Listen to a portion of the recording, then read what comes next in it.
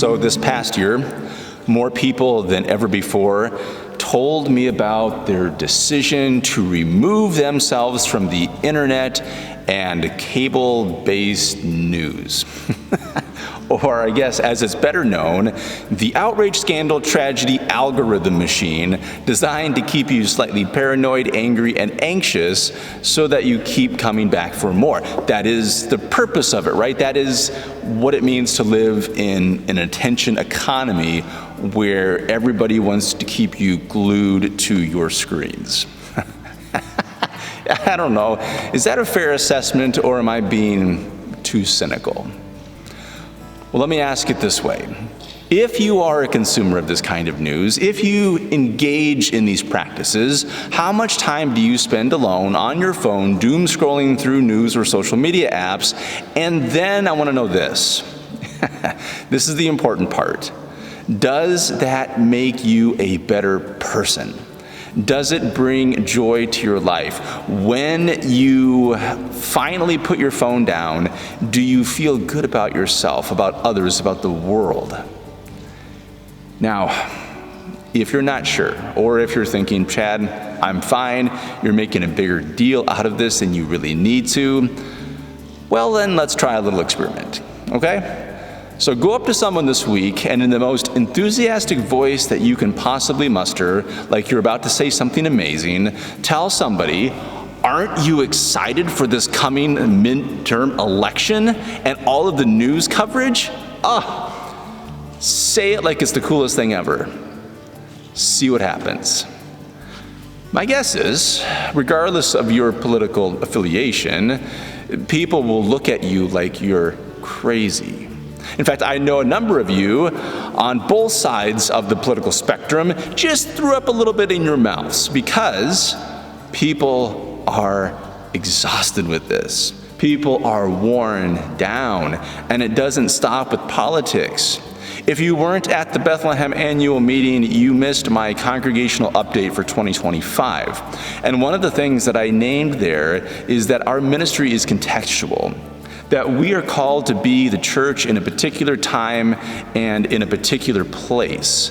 And right now, in the beginning of 2026, the general feeling in our community is that people are not doing okay. They're just not. There's fallout in families and friendships from ongoing polarization. Some are getting worse. Some kids aren't even talking to their parents anymore because they can't. There is economic strain. Nonprofits are trying to figure out how to stay funded and keep staff as demand for their services increases. Institutions we've depended on, including religious organizations, are changing really fast.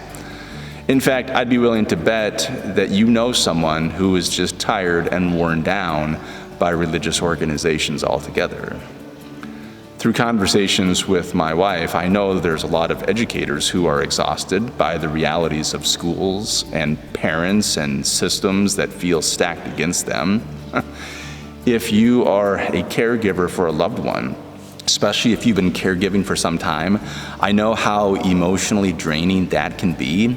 And if you're in the same stage of life as I am, it can be fun to be busy with work, kids, and family, right up to the point that your schedule gets so out of balance that you're just plain worn out. So, in light of all of that, let me ask you this. Are you doing okay? Are you okay right now? And if you're just getting tired, do you have a happy place? You know what I mean when I say that, right? It's the place you go or the activity you do that makes you feel good. The place where even for a moment, you don't have to worry about anything. It's usually a space or activity where stress and anxiety can't quite reach you. And in that way, it is such a beautiful thing. For some people, their happy place is baking something that tastes amazing, but is absolutely terrible for you. For others, it's reading all afternoon or binge watching a series you accidentally stumbled into, or visiting your parents or spending time with grandkids. Another way of asking this might be this. What is your coping mechanism when life becomes less than good? I want you to hold on to that question, because part of being human is the desire and the need to escape the stress and unpleasantness. And that brings us directly to our focus text today. Now, about 8 days after these sayings, Jesus took with him Peter and John and James and went up on the mountain to pray. And while he was praying, the appearance of his face changed, and his clothes became as bright as a flash of lightning. Suddenly they saw two men, Moses and Elijah, talking to him. They appeared in glory and were speaking about his exodus, which he was about to fulfill in Jerusalem. Now, Peter and his companions were weighed down with sleep. But as they awoke, they saw his glory and the two men who stood with them. Just as they were leaving him, Peter said to Jesus, "Master, it is good for us to be here. Let us set up 3 tents, one for you, one for Moses, and one for Elijah," not realizing what he was saying. While he was saying this, a cloud came and overshadowed them, and they were terrified as they entered the cloud. Then from the cloud came a voice that said, "This is my son, my chosen. Listen to him." When the voice had spoken, Jesus was found alone, and they kept silent, and in those days told no one any of the things they had seen. Once upon a time, Jesus took his disciples on what looks a lot like a retreat. They went up on a mountain to be away from everything else. And while they were there, Jesus was transfigured. He was changed, revealed in a new way.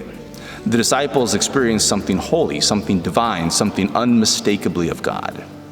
And then there's Moses and Elijah, two towering figures of their faith, the giver of the law, one of the greatest prophets. It's like suddenly meeting your heroes. And the disciples are afraid, but also filled with peace and joy. And it's so good, so overwhelming that they say, "Oh, let's build shelters. Let's stay here, because that's what we do when we find our happy place. We do whatever we can to stay as long as we possibly can." The reason I ask you to think about your coping mechanisms is because so many people are struggling with how to deal with change, loss, and stress. People are tired. And when we get a chance to escape, even briefly, we want to hang on. Avoidance is a coping mechanism. If I don't watch the news, if I sleep a little more, read a little more, bake a little more, work out a little more, buy a few things I don't need, or if I am honest, and if we go a little bit darker, if I drink a little more, find the right substance, I don't have to feel anxious. I don't have to feel overwhelmed. So I get why the disciples want to stay on the mountain. Up there is God's presence, a radiant Jesus, peace and clarity. Anything feels better than what's waiting below. Poverty, suffering, Roman oppression, hunger, illness, death. And so they say, "Rabbi, it is good for us to be here." And honestly, sometimes I feel that way too. Instead of going to work, can't I just stay on the couch and watch movies that make me feel nostalgic? So I think I've mentioned this before, but in case you forgot, we have a Google Home in our house. And if you don't know what that is, it's a smart screen that turns into a digital photo frame when it's not in use. And I catch myself standing there longer than I should these days, watching family pictures scroll by before heading out the door. They're good memories. They really are. And I need that. And it's okay to visit the past for a bit. But eventually I go into the garage, get in the car, and head back to the world. Because you can't stay in the past forever. You can't stay in your happy place forever. You can't avoid life forever. So, you need to know that in the gospel stories, right after this incredible moment on the mountain that the disciples have, Jesus leads them back down. back into reality, back into a world of suffering and struggle, back onto the road that will eventually lead to Jerusalem and the cross. This story reminds us how important it is to pause, to pray, to breathe, to pay attention to God. It also shows us how tempting it is to stay in places that feel immune from the stress of life. But this story tells us something else too. Jesus does not stay on the mountain, and neither do we. This is not a failure of faith. It's actually the center of it. The Christian story is not about escaping the world. God is not removed from reality. Instead, this is a story of God moving toward the messiness of life. It's a call to live fully engaged, to embody God's kingdom right where we are. Over and over again, followers of Jesus are sent back into the world to meet people in the joy and pain, in hope and in heartbreak. So take care of yourself. You need to know what your happy place is, what those things do, or what you do to give yourself life, because rest matters, and prayer matters, and silence matters, and getting away matters. We are never called to burn ourselves out for God's sake. That is not something that God asks us to do. But I want you to hear this too. We don't rest to avoid caring for our neighbors. We rest so that we can. We tend our own hearts so that we have the capacity to show up for others. We breathe deeply so that we can stay present in a world that is heavy and hurting. Following Jesus does not mean being removed from suffering. It means being rooted enough, grounded enough to engage it, to notice it, to respond with compassion rather than avoidance. Jesus leads the disciples down the mountain, not because he has to, or because the world will be good to him and others like him, but because the world is where love is needed. And the same is true for us. We are sent back into our lives, our families, our workplaces, our neighborhoods, our communities, not to fix everything, but to be present, to be kind, to be merciful, to be faithful in small, ordinary ways. So find your moments of rest, guard them.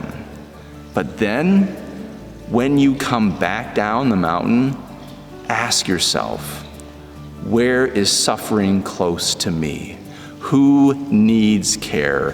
Where can I show up with grace this week? Because the good news is this: you do not go alone. The Christ revealed in glory on the mountain is the same Christ who walks with us in the valley, calling us, sustaining us, and sending us out to be signs of hope and life in the world that God loves so much. This is the call to ministry that we have. It's what it means to be a follower of Christ, and it is the good news that we hear today. Thanks be to God for that. Amen.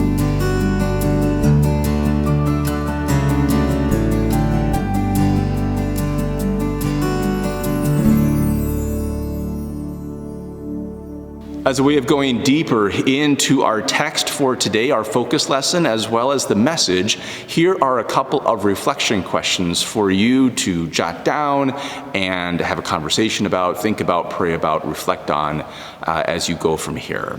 Here's question number 1. Where do you go to cope when life feels overwhelming? And does that place or practice actually restore you or just help you avoid what's hard? Question number 2, what mountaintop moments have helped you feel close to God or more like yourself? And how have those moments shaped the way you show up in everyday life? And finally, a challenge question so that you can not only think about and reflect on, but practice this lesson that we learned this week. So this week, where might Jesus be inviting you to come down the mountain? Not to do more, but to be more present, compassionate or attentive in one ordinary place or relationship.